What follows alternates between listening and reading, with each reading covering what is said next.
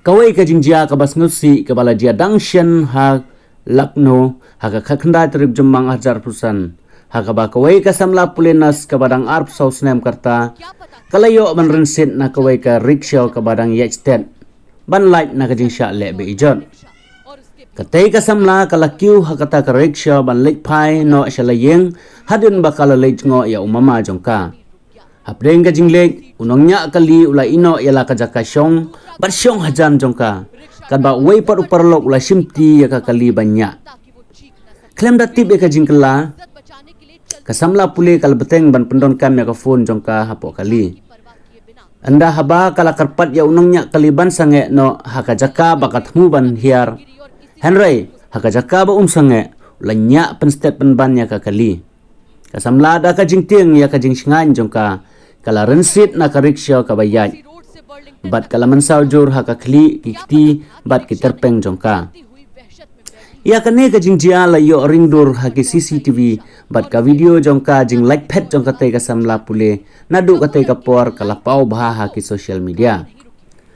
hadin ka jing persya pajba ki pulit kilai kem ya baro saungut ki badon kiti ha ka te ka kam thombor menta ka ni ka samla kadang sya sumar na ka jing mansau jongka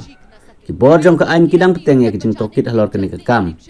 kani ka mukot duma ka penpau ya ka jing siukhia ka badang yai peteng shapang ka jing singan jong ki kenthai ha ki kali pajba halakno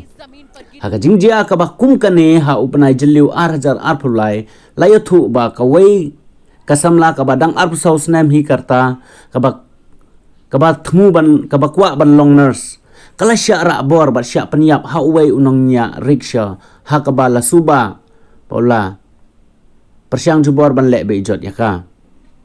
kini kijing jia ki penpau ya kijing don kam kerki ban penbha ya ki lat jing yada bat ban buddin ya kijing shikri jong ki kali pajba ban yada ya ki nong lek nong wan kham tam ya ki kenthai na kum kini ki kam shirkai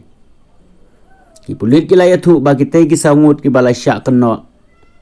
unongnya rickshaw usatiam singh na faizul laganj bat u anuj gapta balasin kerteng u akash u ranjit chauhan bat u anil singha na keshaf nagar kila syak kem hadin bala itu yaki hakidur CCTV kentup na ki saudong jong kate ko hospital la ong katulong kubor Chamba थाने में एक पीड़िता द्वारा प्रार्थना पत्र 19/5 को देकर के अभियोग पंजीकृत कराया गया। एक ई रिक्शा चालक और उसके अन्य साथियों द्वारा उससे अश्लील हरकत की गई वो मारपीट किया गया। इस तहरीर के आधार पर अभियोग पंजीकृत कर चारों आरोपी अनुज गुप्ता,